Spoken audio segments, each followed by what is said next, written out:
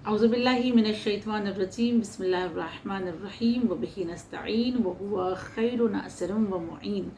अस्सलाम वालेकुम व रहमतुल्लाहि व बरकातुहू। एक बार फिर हम दरस कुरान मजीद की तरफ रुख कर रहे हैं और आज का जो हमारा सूरा है वो सूरह अबस है, जिसको हम थोड़ा सा समझने की कोशिश करेंगे।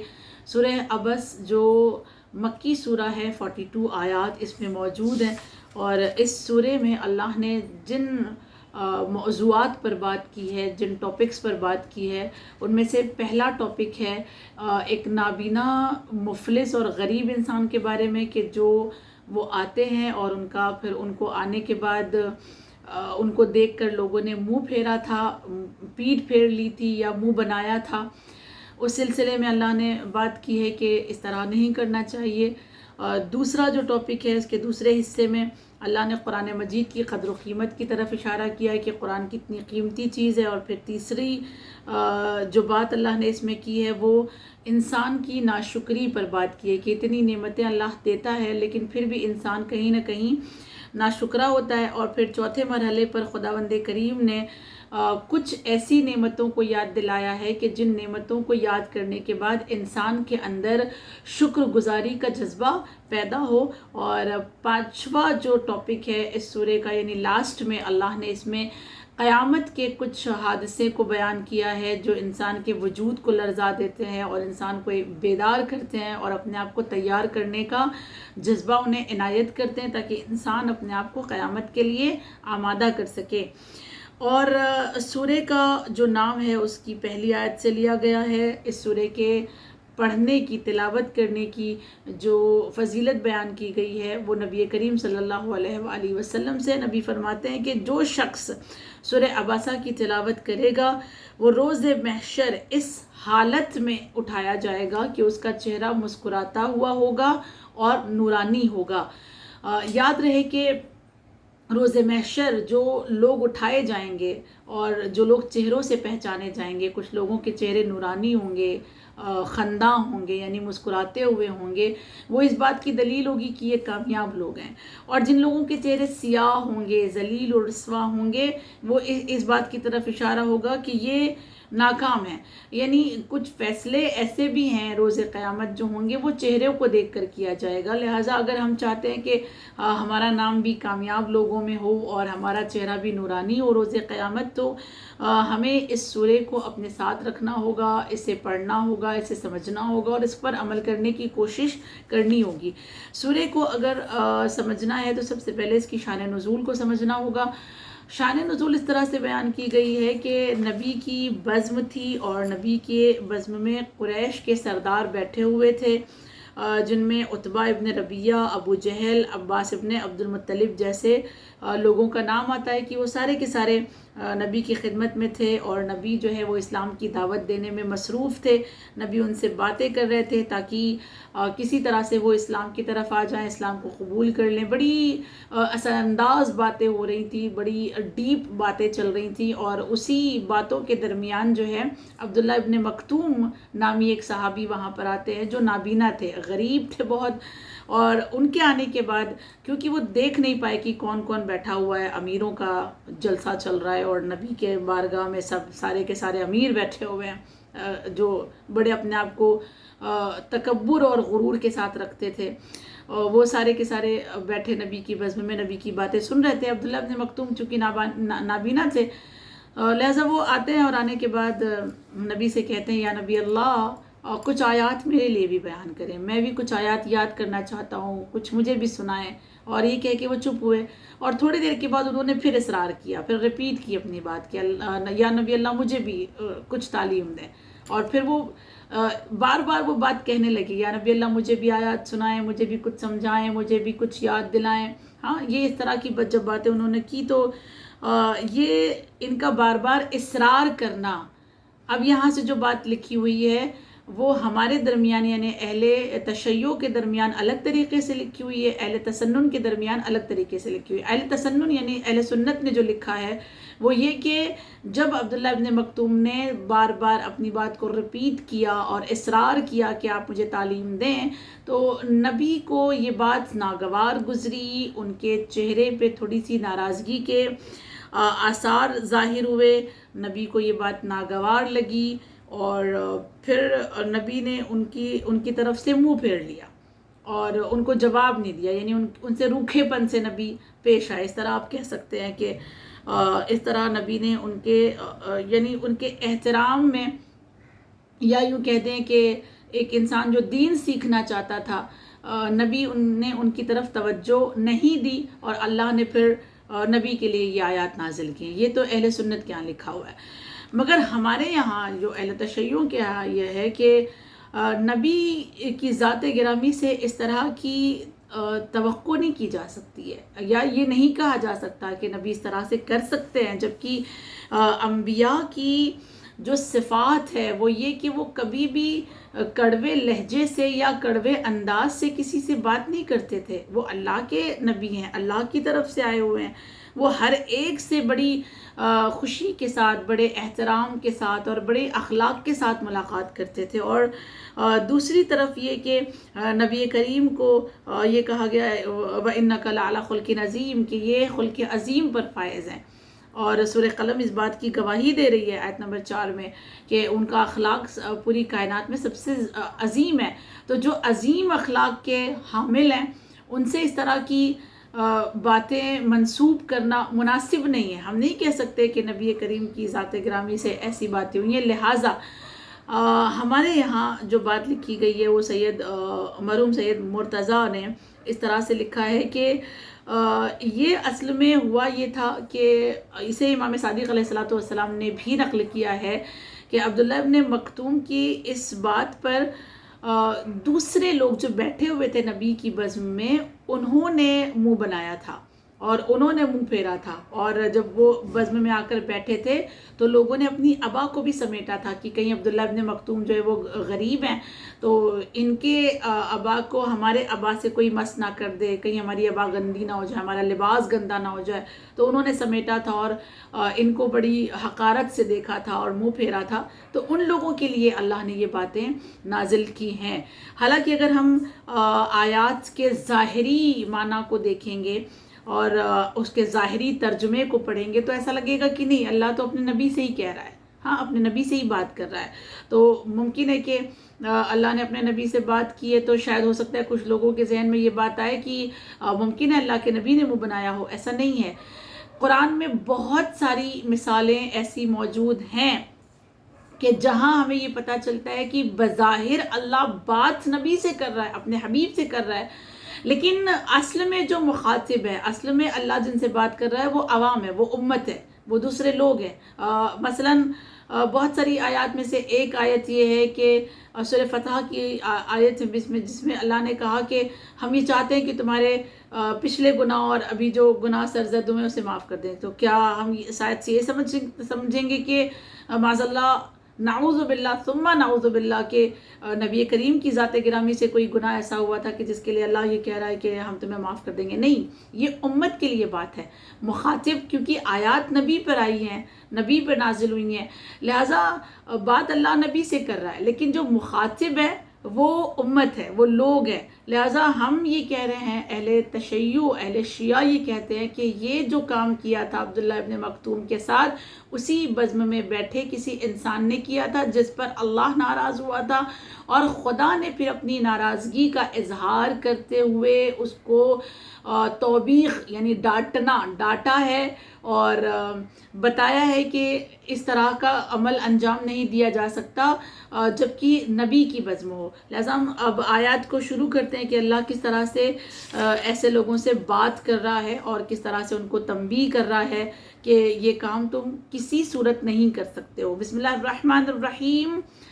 عبسا وتولا، یعنی پہلی آیت میں یہ کہا جا رہا ہے کہ ان لوگوں نے کڑوا پن دکھایا، یا یوں کہا جائے کہ بد اخلاقی کی، اور انہوں نے اپنے منہ کو پھیر لیا اس وجہ سے کہ وہ نابینا تھا اور ان کے پاس آیا تھا.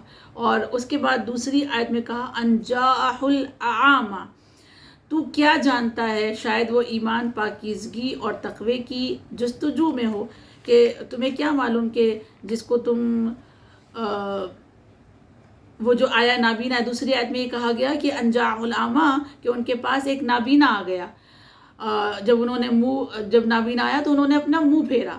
اور تیسری آیت میں یہ کہا گیا کہ پروردگار عالم نے فرمایا وما یدریک لعلہ یزکا، اور تو کیا جانتا ہے کہ شاید وہ ہو سکتا ہے تقوی والا ہو جائے، تمہیں کیا معلوم، شاید وہ پاکیزہ نفس ہو جاتا. جس طرح سے تم منہ بنا رہے ہو، بد اخلاقی سے پیش آ رہے ہو، ممکن ہے کہ وہ آیات کو سن کر باتقویٰ ہو جاتا، پاکیزہ ہو جاتا. اور پھر اس کے بعد اللہ چوتھی آیت میں کہتا ہے او یذکروا تنفعہ الذکر، یعنی یا نصیحت حاصل کر لیتا تو وہ نصیحت اس کے کام آ جاتی. یعنی کہا جا رہا ہے کہ تم اگر یہ منہ نہ بناتے، تم نے اس سے منہ نہ پھیرا ہوتا، تو وہ جو سننے آیا ہے، وہ جو ذکر کر رہا ہے بار بار کہ مجھے سناؤ، مجھے تعلیم دو، تو ہو سکتا ہے وہ اس سے پاکیزہ ہو جاتا، ہو سکتا ہے کہ اس کو کچھ نصیحت مل جاتی اور اس کے لیے کچھ وہ فائدے مند ہو جاتی وہ باتیں. لہٰذا تم یہ نہ کرو. اور پھر اللہ اپنی بات کو آگے بڑھاتے ہوئے، اپنے اس توبیخ کو، یا یوں کہا جائے کہ اپنی ناراضگی کا اظہار کرتے ہوئے خدا اپنی بات کو آگے بڑھاتا ہے اور کہتا ہے اما من استغنا، یعنی لیکن جو مستغنی بن بیٹھا ہے، یعنی وہاں پہ اس بزم میں جو امیر لوگ بیٹھے ہوئے ہیں، جو غنی لوگ بیٹھے ہوئے ہیں، مالدار لوگ بیٹھے ہوئے ہیں، وہ مالدار ان کی طرف توجہ نہیں کر رہے ہیں. اور آگے خدا کہتا ہے وما فانت لہ تصدی، یعنی آپ اس کی فکر میں لگے ہوئے ہیں. یعنی جو اللہ ان سے کہہ رہا ہے کہ وہاں جو مالدار بیٹھے ہوئے ہیں تمہیں ان کی فکر لگی ہوئی ہے، اور تم یہ چاہ رہے ہو کہ بس نبی ان سے مخاطب ہو، نبی صرف ان سے باتیں کریں، نبی صرف ان کو تعلیم دے. ایسا نہیں ہے. تم اپنے بارے میں یہ سمجھ تو رہے ہو کہ تم بہت مالدار ہو اور تم بہت غنی ہو اور نبی کو فقط تم سے بات کرنی چاہیے، لیکن وہ جو آنے والا غریب ہے، اگر وہ بھی نبی کی بات سن لیتا تو وہ بھی نصیحت یافتہ ہو جاتا، وہ بھی پاکیزہ نفس والا ہو جاتا. لہٰذا یہ کام تمہیں زیب نہیں دیتا ہے. اس کے بعد خدا کہتا ہے وما علیک اللہ یزکا، 7ویں آیت میں، حالانکہ آپ پر کوئی ذمہ داری نہیں ہے اگر وہ پاکیزہ نہ بھی بنے. اور اگر وہ نہیں حاصل کرتا، نبی کی باتیں سن کر وہ ہدایت نہیں لے پا رہا ہے، یا وہ پاک نہیں بن رہا ہے، یا وہ نصیحت یافتہ نہیں ہو رہا ہے، تو اس کی ذمہ داری تم پر نہیں ہے، یا میرے حبیب پر بھی اس کی ذمہ داری نہیں ہے. کیوں؟ اس لیے کہ جو میرے حبیب کو میں نے بھیجا ہے صرف تبلیغ کے لیے بھیجا ہے. میرے حبیب کا کام کیا ہے کہ وہ بشیر اور نذیر ہے، وہ بشارت دینے والے ہیں، وہ ڈرانے والے ہیں. لیکن اس سے زیادہ کی ان کی ذمہ داری نہیں ہے. ان کا کام بس یہ، قرآن میں بار بار اللہ نے یہ بات یاد دلائی ہے کہ میرے حبیب کا کام صرف یہ ہے کہ وہ تبلیغ کریں گے، وہ بشارت دیں گے، وہ تمہیں ڈرائیں گے. ٹھیک ہے، وہ بشیر اور نذیر ہے، لیکن وہ ذمہ دار نہیں ہے اس بات کے کہ نہیں تمہیں بننا ہی ہے. تمہیں ڈنڈے مار کے وہ تمہیں مسلمان نہیں بنانے والے، تمہیں ایمان والا نہیں بنانے والے ہیں. لہٰذا وہ تمہاری ذمہ داری نہیں ہے، اور نہ ہی میرے نبی پر اس کی کوئی ذمہ داری عائد ہوتی ہے. آیت نمبر 8 میں کہا گیا وَأَمَّا مَنْ جَاءَكَ يَسْعَى، لیکن جو آپ کے پاس دوڑ کر آیا ہے. اور اس کے بعد اب کہا جا رہا ہے اس انسان کے بارے میں، اس نابینا کے بارے میں، کہ یہ جو آپ کے پاس انسان ابھی آیا ہے دوڑ کر ہدایت کے لیے، ہدایت یافتہ ہونے کے لیے، وَهُوَ یخشا، جو کہ ڈرتا ہے، جس کے پاس خشیت ہے یعنی اللہ کا خوف ہے. اللہ کا خوف اس معنی میں کہ وہ ہدایت یافتہ ہو کر اللہ کی عدالت سے ڈرتے ہوئے اپنے آپ کو مومن بنانا چاہتا ہے، با ایمان بنانا چاہتا ہے. تو جو آپ کے پاس آیا ہے اس کے بارے میں بھی آپ کو توجہ دینی ہے. اور پھر آیت نمبر 10 میں کہا فَأَنْتَ عَنْهُ تَلَهَّى، یعنی آپ اس سے بے رخی کرتے ہیں. وہ جو نصیحت لینے آیا ہے، وہ جو درس حاصل کرنے کے لیے آیا ہے، یہ آپ کا جو بزم میں یہ امیر لوگ بیٹھے ہیں، یہ ان سے بے رخی کرتے ہیں. یہ اس غریب سے، نابینا کیونکہ وہ نابینا ہے، کیونکہ وہ غریب ہے، اس کے لباس اتنے عمدہ نہیں ہیں، تو ان سے بے رخی کرو گے.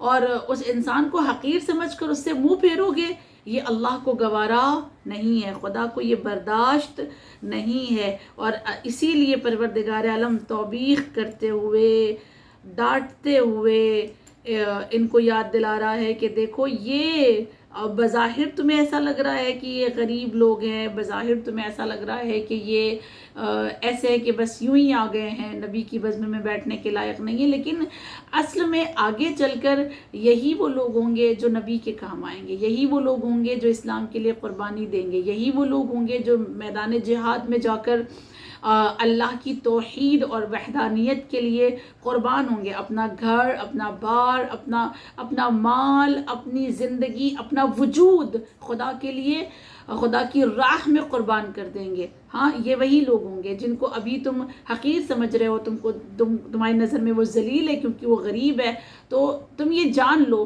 کہ تم تو پھر بھی اپنے غرور میں، اپنے اکڑ میں، اپنی دولت کی وجہ سے، اپنے طاقت کی وجہ سے اور غرور کرتے ہوئے نبی کو چھوڑ کر چلے جانے والے ہو، فرار کر جانے والے ہو، لیکن یہ وہ غریب ہیں کہ جن کے دل پر قرآن نے اثر کیا ہے، میرے حبیب کی باتوں نے اثر کیا ہے، ان کے اخلاق نے اثر کیا ہے، اور یہ آگے چل کر اسلام اور میرے حبیب کے کام آنے والے ہیں۔ یہاں تک اللہ نے اس منہ پھیرنے والے کو ڈانٹتے ہوئے، اپنی ناراضگی کا اظہار کرتے ہوئے کچھ باتیں کی ہے۔ اب اس کے بعد سورہ کا دوسرا پارٹ شروع ہوتا ہے، خداوند کریم قرآن کی باتیں کرتا ہے، اور قرآن کے لیے پروردگار عالم نے آیت نمبر 11 میں عرض کیا، کلا انہا تذکرہ، دیکھیے یہ قرآن ایک نصیحت ہے، کلا ہرگز نہیں، ایسا نہیں ہے۔ تم اس طرح سے سمجھ رہے ہو کہ قرآن اس کو کیا فائدہ دے گا، تو ہرگز تم یہ نہ سمجھنا، یہ قرآن وہ ہے کہ جس کو تم نے کبھی شاعری کہا، کبھی جادو کہا، کبھی تم نے کہا کہ یہ نبی کی اپنی بنائی ہوئی چیز ہے، تم یہ کہہ رہے ہو، لیکن ہرگز ایسا نہیں ہے۔ یہ قرآن کیا ہے؟ یہ سراپا نصیحت ہے۔ اس قرآن کے اندر پروردگار عالم نے ایسی باتوں کو رکھا ہے جو باتیں دلوں پر جا کر اثر کرتی ہیں اور دل کے اندر جا کر بس جاتی ہیں۔ یہ کیا ہے؟ تذکرہ، اس میں تذکر ہے، لیکن تذکر بھی قرآن کے اندر کن لوگوں کے لیے ہے وہ بھی بہت زیادہ ضروری ہے جان لینا، کہ کیا قرآن ہر ایک کے لیے ہدایت ہے؟ کیا قرآن ہر کسی کے لیے نصیحت ہے؟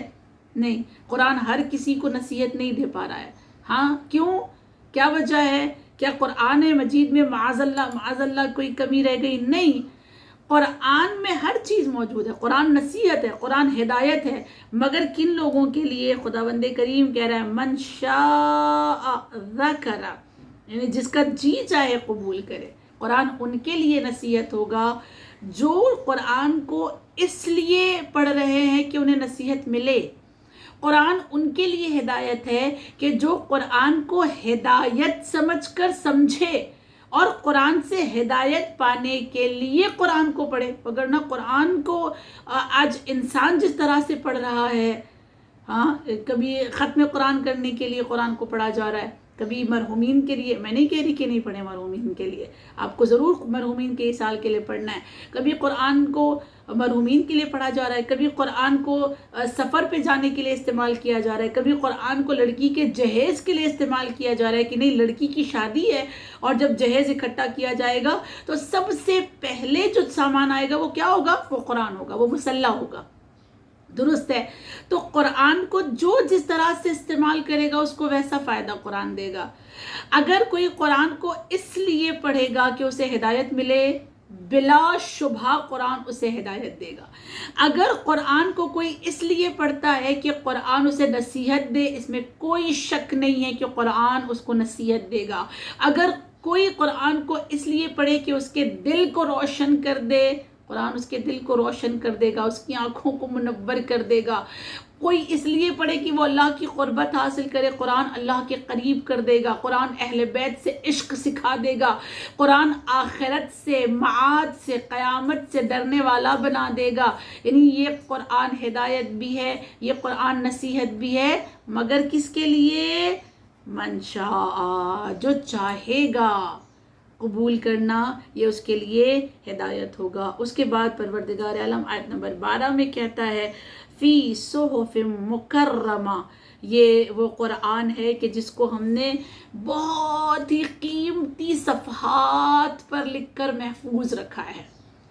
اچھا، کچھ لوگ اس کو اس آیت میں یہ سمجھتے ہیں کہ شاید اللہ لوح محفوظ کی بات کر رہا ہے۔ ٹھیک ہے، قبول کیا جا سکتا ہے کہ خدا لوح محفوظ کی بات کر رہا ہے کہ یہ لوح محفوظ میں لکھا ہوا ہے، لیکن یہاں فرماتے ہیں کہ علماء یہ فرماتے ہیں، مفسرین قرآن یہ فرماتے ہیں کہ یہاں جو اللہ کہہ رہا ہے کہ قرآن کو اللہ نے صفحوں میں لکھا ہے، بڑی خوبصورت اور بڑی قیمتی صفحوں میں لکھا ہے، تو کوئی صفحات موجود ہیں کہ جو بہت قیمتی ہیں اور اللہ نے ان قیمتی صفحات میں اس کو لکھ کر محفوظ رکھا ہے، اور جب نبی کے پاس بھیجنا ہوتا ہے تو پھر ان صفحات کے ذریعے سے نبی کے پاس ان آیات کو بھیجا جاتا ہے، اور بڑی قیمتی چیزیں ہیں۔ کچھ لوگ یہ سمجھتے ہیں کہ اچھا یہ جو صفحات ہے وہ شاید پچھلے نبیوں پہ جو صحیفے اترے ہیں ان کی بات ہو رہی ہے، لیکن یہاں پہ الگ سے صفحوں کی بات ہوئی ہے فی صحف مکرمہ، کہ بڑی مکرم اور بڑی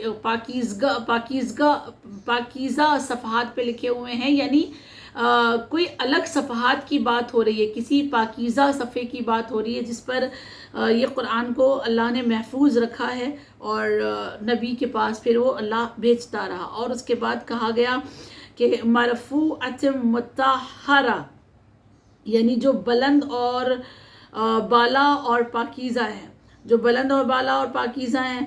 اور یہاں پر کہتے ہیں کہ قرآن بلند بالا اور پاکیزہ صفحات پر ہے، یعنی ایسے جگہ پر قرآن موجود ہے کہ جس میں کوئی کمی اور بیشی نہیں کر سکتا، یہ نااہل کے ہاتھوں میں جا کر اس قرآن میں کوئی تحریف نہیں کر سکتا، یعنی کوئی اپنی مرضی سے اس کو نہ کوئی کم کر سکتا ہے اور نہ کوئی زیادہ کر سکتا ہے۔ ممکن ہے کہ یہاں پہ یہ شاید فرشتوں کی بات ہو رہی ہے کہ اللہ نے ان کے پاس رکھا ہے، اور وہ جو صفحات ہیں یہ ان کے پاس موجود ہیں، اور پھر وہ فرشتے جو ہے وہ بڑی حفاظت کے ساتھ پہنچاتے ہیں کہ اس میں کسی طرح کی کوئی کمی بیشی نہیں ہو سکتی۔ اللہ جیسی آیات ملائکہ کو دیتا ہے، فرشتوں کو دیتا ہے، یا جبرائیل کو آپ سمجھ لیں دیتا ہے، جبرائیل امین بڑی امانت داری کے ساتھ ہو بہو وہ آیات نبی تک پہنچاتے ہیں۔ دیکھیں نورانی سلسلہ ہے، اللہ نور، جبرائیل نور، قرآن نور، نبی نور، یعنی نور نے نور کو نور سے نور کے پاس بھیجا، سبحان اللہ۔ یعنی پورا چین جو ہے وہ نزول قرآن کا آنا، قرآن کی حفاظت اور نورانی صفحات پہ اس کا رہنا، یہ پورا کا پورا چین جو ہے وہ نورانی ہے۔ پورا قرآن مجید جو ہے وہ چاروں طرف سے نور سے گھرا ہوا ہے۔ اگر یہ نور ہے تو ظاہر سی بات ہے دلوں کو منور کرتا ہے۔ اور اس کے بعد پھر اللہ فرشتوں کی بات کر رہا ہے اس میں، اور آگے خداوند کریم کہتا ہے کہ بے ایدی سفرہ، یعنی اس کا ترجمہ یہ کہ ایسے لکھنے والوں کے ہاتھوں میں ہے، کہ ایسے لکھنے والوں کے ہاتھوں کے سفرہ یعنی لکھنے والے نہیں ہوتا ہے، سفرہ یعنی محفوظ کرنے والے، حفاظت کرنے والے۔ اور جو سفیر ہوتے ہیں یعنی کہ سفر کرتے ہیں، کہیں جاتے ہیں، تو ان کو سفیر اس لیے کہا جاتا ہے کیونکہ وہ ایک شہر سے دوسرے شہر میں جاتے ہیں، اور جانے کے بعد بہت ساری چیزوں سے وہ پردہ اٹھاتے ہیں، بہت ساری چیزیں وہ سیکھ کر آتے ہیں، لوگوں کے درمیان بہت ساری چیزوں کو بتاتے ہیں۔ اور یا پھر وہ جو لکھنے والے ہوتے ہیں، جو تاریخ لکھنے والے، حدیث لکھنے والے یا اس کی تشریح لکھنے والے، ان کو بھی سفیر اس لیے کہا جاتا ہے کیونکہ وہ بھی بہت ساری چیزوں سے پردہ اٹھاتے ہیں۔ اور یہاں پہ جو سفرہ سے مراد فرشتے ہیں، جو وحی کے فرشتے ہیں، جو بعض اوقات یہ کہا جاتا ہے کہ وہ آیات الہی کو لکھتے ہیں، وہ آیات الہی کی حفاظت کرتے ہیں، آیات الہی سے پردہ اٹھاتے ہیں، یعنی اسے نور کے حلقے میں رکھتے ہوئے نور تک پہنچاتے ہیں، اور پھر وہ آیات جو ہے وہ دنیا تک یعنی امت تک پہنچتی ہے۔ تو یہ ایک سفر ہے جو فرشتوں کے ذریعے سے طے پاتا ہے قرآن مجید کا اور نبی تک آتا ہے، بہرحال پھر اس کے بعد وہ امت تک پہنچتا ہے، اور آج پوری کائنات میں قرآن کی ایک ایک آیت پہنچی ہوئی ہے۔ تو یہاں فرشتوں کی بات ہو رہی ہے کہ یہ بعید خدا جو کہہ رہا ہے بعیدی سفرا، تو کہ وہ لکھنے والوں کے ہاتھوں میں ہے، یعنی فرشتوں کے ہاتھوں میں۔ اور پھر اس کے بعد فرشتوں کی ایک کوالٹی اللہ یہ بتاتا ہے کرامن بررہ، یعنی وہ محترم اور نیک کردار ہے، کہ جن کے پاس یہ قرآن کی ہم نے ذمہ داری دی ہوئی ہے اور جن کو ہم نے قرآن کی حفاظت پہ لگایا ہوا ہے، وہ فرشتے ایسے ہیں کہ جو بررہ کہتے ہیں کہ بہت وسیع، وسعت، بڑا، بر صغیر یعنی بڑا، زمین کو کہتے ہیں نا، بڑی وسیع زمین کو کہا جاتا ہے بر۔ اب یہ سمجھ لیں کہ بہت بڑے کو بر کہا جاتا ہے۔ برارہ یعنی نیک، آپ یہ سمجھ لیں کہ ان کی نیکی، ان کی برکتیں بڑی وسیع ہوتی ہیں، جو بہت زیادہ نیک ہوتے ہیں اور جو گناہوں سے بالکل آلودگی سے پاک ہوتے ہیں، گناہوں کی آلودگی سے بالکل وہ دور ہوتے ہیں اور کبھی وہ گناہوں سے آلودہ نہیں ہوتے ہیں، ایسے لوگوں کو بھی برارہ، کرامن برارہ کہا جاتا ہے، یعنی وہ بہت وسیع نیکی والے ہیں، بہت ہی نیک کردار ہیں، وہ بہت ہی پاکیزہ لوگ ہیں۔ تو یہاں فرشتوں کی بات ہو رہی ہے، اور خداوند کریم نے فرشتوں کی یہاں پہ جو باتیں کی ہیں وہ اس طرح سے کہ وہ اللہ کی اطاعت کرنے والے ہیں، وہ قرآن کو لکھنے والے ہیں، وہ قرآن کے سفیر ہیں، وہ قرآن کے حامل ہیں، وہ حفاظت کرنے والے ہیں، اور وہ ایسے فرشتے ہیں کہ جو بڑے نیک ہیں اور بہت ہی اخلاق والے ہیں۔ یہاں پر ایک حدیث یہ بھی آتی ہے امام صادق علیہ السلام سے کہ مولا نے فرمایا کہ جو شخص قرآن کا حافظ ہو، یہاں حافظ قرآن کو یاد کرنا بہت ضروری ہے اور ان کی عظمت کو بتانا بہت ضروری ہے، کہ مولا نے فرمایا کہ جو لوگ حافظ قرآن ہیں اور اس پر عمل کرتے ہیں اور وہ خدا کے عظیم فرما برداروں کے ساتھ ہوں گے، یعنی وہ لوگ جو قرآن کو جو حفظ کرتے ہیں اور حفظ کرنے کے ساتھ ساتھ قرآن کی ان آیات پر عمل بھی کرتے ہیں، وہ ایسے فرشتوں کے ساتھ رہیں گے جنہوں نے قرآن کی حفاظت کی ہے، کیونکہ قرآن کو حفظ کرنا بھی قرآن کی حفاظت ہے نا، ایک طرح سے قرآن پر عمل کرنا بھی قرآن کی حفاظت ہے۔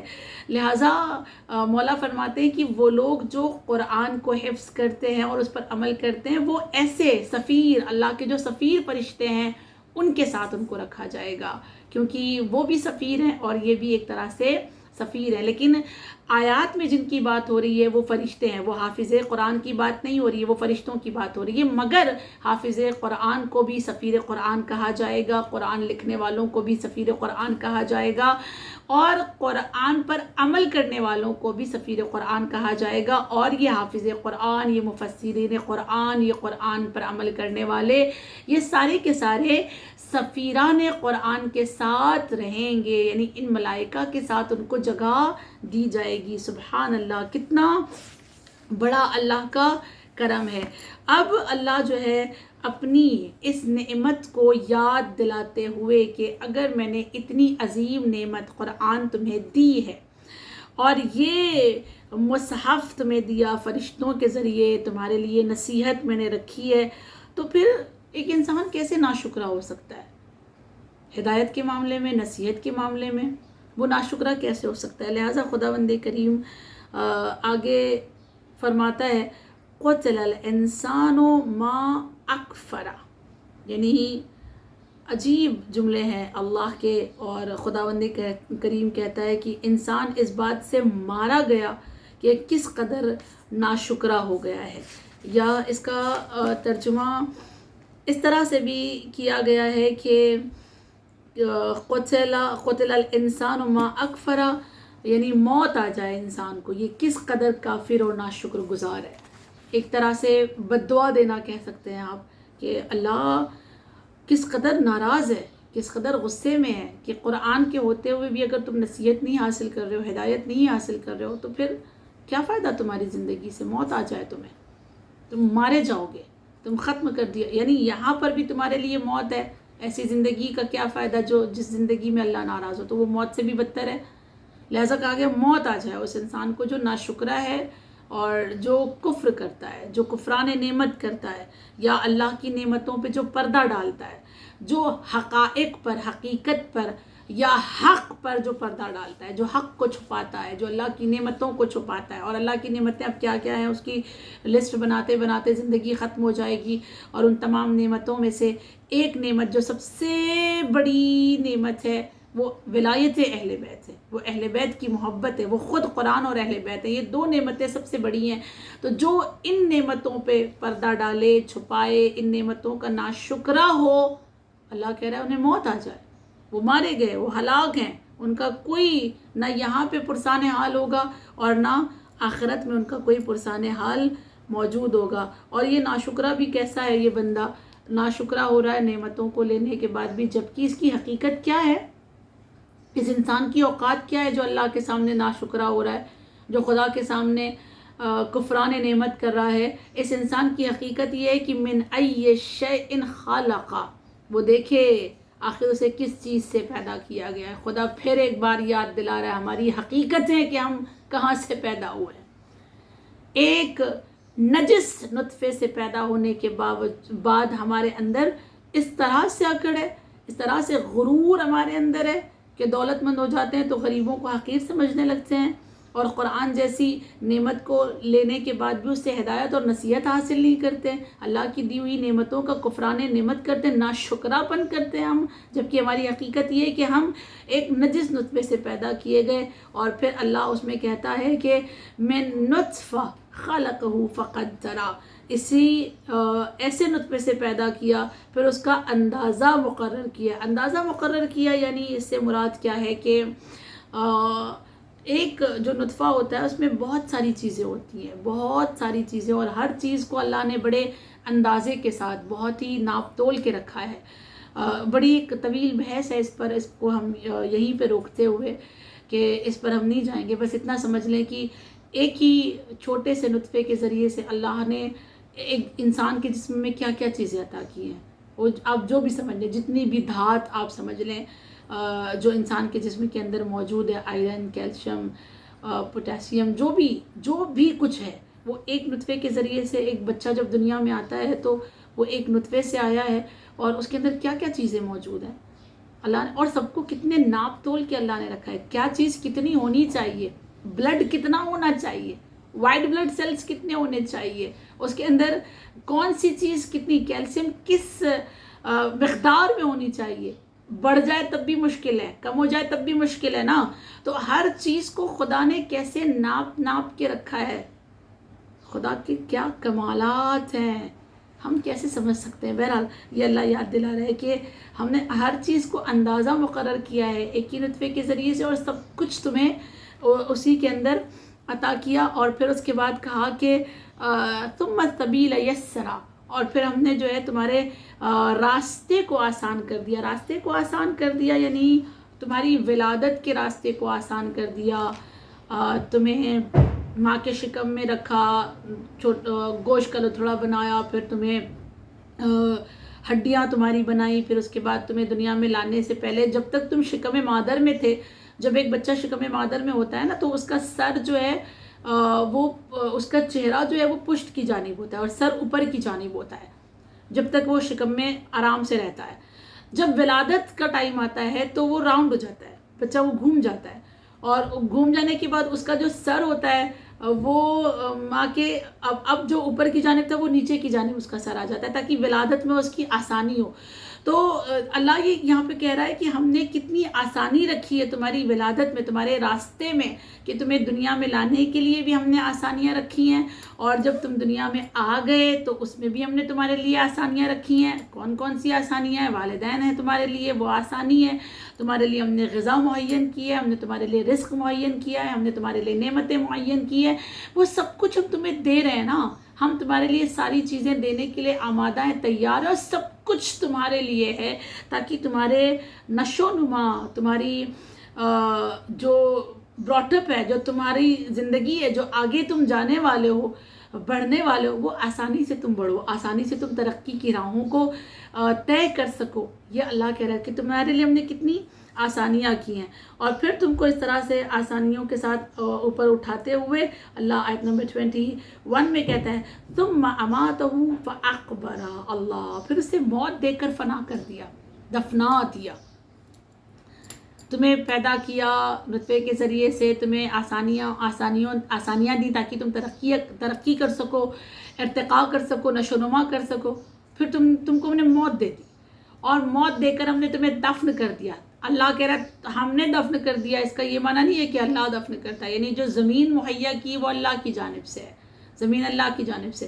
غسل و کفن دینے والے، دفنانے والے وہ اللہ کی جانب سے ہے. اللہ کے خوف سے، اللہ کے ڈر سے، یا اس پر رحم کر کے اللہ کے ایک بندے کو دفن کرتے ہیں. لہٰذا اللہ یہ کہہ رہا ہے کہ ہم نے تمہیں دفن کیا. اور اگر دفن نہیں کرتا تو کیا ہوتا؟ ایک انسان کو دفن نہ کیا جائے اور ایک انسان کو موت نہ آئے. آپ سوچیں نا کہ اگر انسان سے پیدا ہوتا اور موت نہ ہوتی تو کیا ہوتا؟ اس دنیا میں کسی کے رہنے کی جگہ رہ جاتی، دشوار ہو جاتی زندگی. یعنی موت بھی اللہ کی جانب سے ایک نعمت ہے، ایک خدا کی قسم بہت بڑی نعمت ہے کہ اگر موت نہ ہوتی تو زندگی کو آج جینا بڑا سخت ہو جاتا، بہت دشوار ہو جاتا. زندگی اتنی آسان نہیں ہوتی، جتنی اسموتھلی زندگی جا رہی ہے اتنی آسان نہیں ہوتی تھی. لہٰذا یہ موت بھی ایک نعمت ہے. اور اس کے بعد یہ کہا کہ ہم نے دفن کیا، اور اگر دفن نہ کیا جاتا، ایک مردے کو دفن نہ کریں، کچھ دن کے لیے چھوڑ دیں، کیا ہوگا؟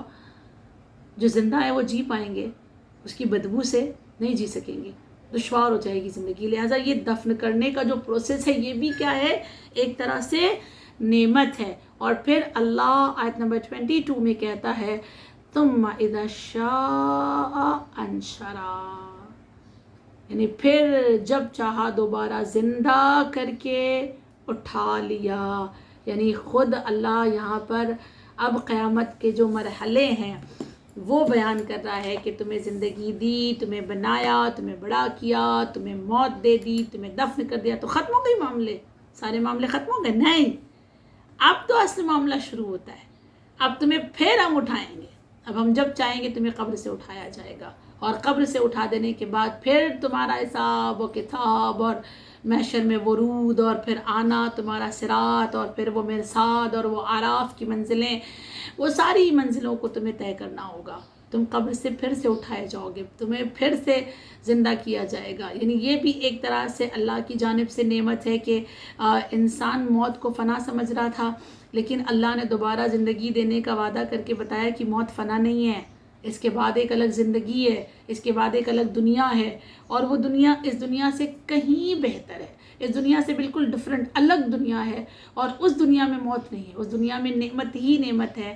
اس دنیا میں اگر تم نے اس دنیا کو صحیح طریقے سے گزارا ہے تو یہی دنیا تمہاری اس دنیا کے لیے آسانی پیدا کرے گی، اور پھر اس دنیا میں تم آرام سے اپنی زندگی کو بسر کر سکو گے.